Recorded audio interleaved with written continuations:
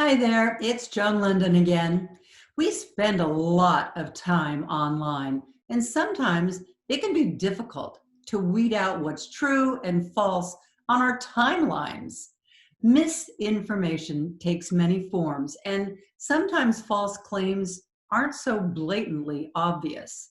So if you come across something that you're not really sure about, it's crucial that you give it a fact check before you start resharing it.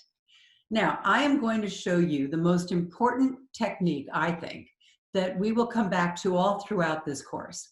Always ask yourself these three quick questions. They were developed by the Stanford History Education Group. Number one, who is behind this information? Now, this might be the most important question. Do a little digging and look into who shared this and why.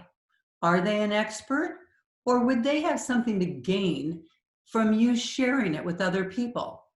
Number two, what's the evidence? What proof did they give you to back up their claim? Links to studies, testimonials, photos, videos?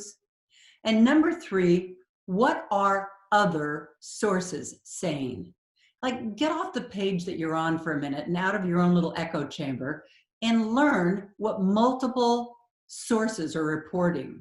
Variety in platforms and perspectives, that will give you great context.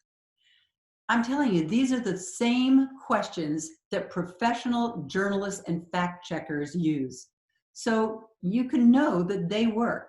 I'll tell you, they've always worked for me.